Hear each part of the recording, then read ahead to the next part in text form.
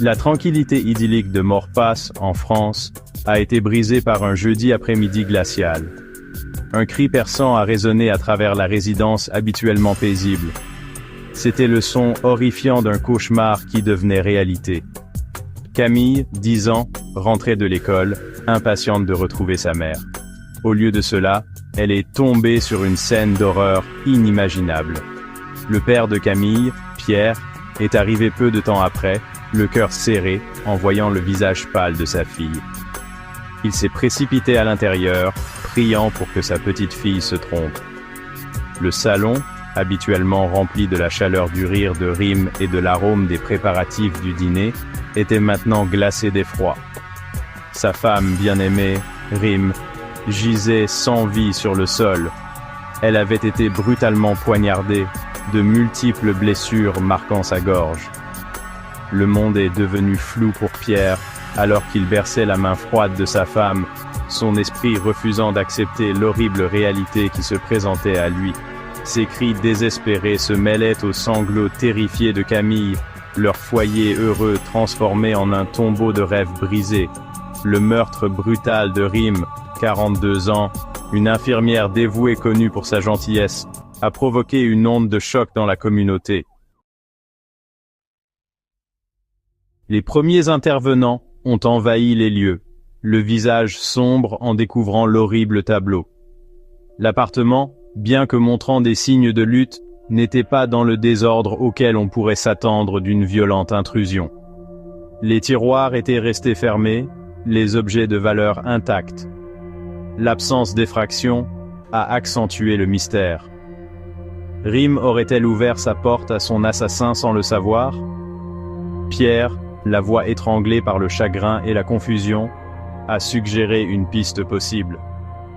Des voisins, a-t-il dit, avaient signalé avoir vu la porte de l'appartement entr'ouverte plus tôt dans l'après-midi.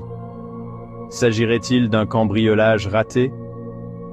Peut-être que l'intrus a paniqué, ce qui a conduit à l'attaque sauvage contre Rim. La théorie, bien qu'offrant une lueur d'explication, semblait soulever plus de questions qu'elle n'en résolvait. Les enquêteurs ont écouté attentivement, leurs yeux scrutant chaque recoin de l'appartement. Chaque détail, aussi petit soit-il, pouvait détenir la clé pour élucider ce crime horrible.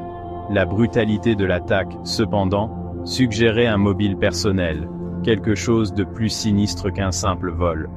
La question qui résonnait dans l'esprit des enquêteurs était terriblement simple. Qui voudrait la mort de Rim? La brigade criminelle de Versailles, réputée pour son approche méticuleuse, a pris l'enquête en main. Chaque piste a été suivie, chaque rumeur examinée. Les équipes médico-légales ont méticuleusement passé l'appartement au peigne fin, à la recherche de toute trace de l'agresseur. Des empreintes digitales ont été relevées, des échantillons d'ADN prélevés et l'arme du crime, toujours manquante, est devenue l'objet de recherches intensives.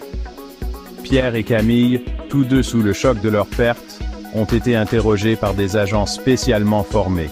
Leurs émotions bouleversantes, bien que déchirantes à voir, ont fourni des informations cruciales sur la vie de Rim. Ses habitudes, ses relations, tout changement ou conflit récent, chaque détail a été examiné. Avait-elle mentionné quelque chose d'inquiétant? Avait-elle des ennemis?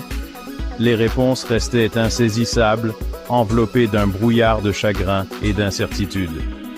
L'enquête s'est étendue au-delà des murs de l'appartement, se ramifiant dans la communauté.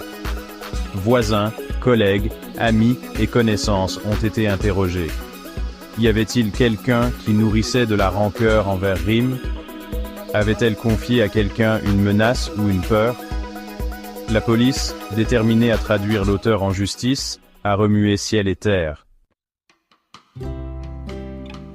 L'horrible meurtre de Rim a provoqué une onde de choc dans la paisible communauté de Maurepas. Des veillées aux chandelles ont été organisées, un sombre témoignage de la vie tragiquement interrompue. Des fleurs et des messages de condoléances se sont accumulés devant l'immeuble, un témoignage poignant de chagrin et de solidarité. La peur et la suspicion ont jeté une ombre sur le quartier autrefois paisible. Rim, décrite comme une infirmière dévouée, une épouse aimante et une mère attentionnée, était un pilier de sa communauté. Sa chaleur et sa gentillesse ont touché la vie de nombreuses personnes, rendant son meurtre d'autant plus incompréhensible. La nature brutale du crime, associée à l'absence de mobile clair, a laissé les habitants aux prises avec une question effrayante. Cela pourrait-il se reproduire? Alors que l'enquête se poursuit, la communauté retient son souffle, unie dans le chagrin et désespérée de trouver des réponses. Le souvenir du sourire chaleureux et du cœur compatissant de Rim persiste. Un rappel douloureux de la tragédie insensée qui les a secoués au plus profond d'eux-mêmes. La justice pour Rim, même si elle ne peut effacer la douleur, est le seul réconfort qu'ils recherchent dans ces temps sombres.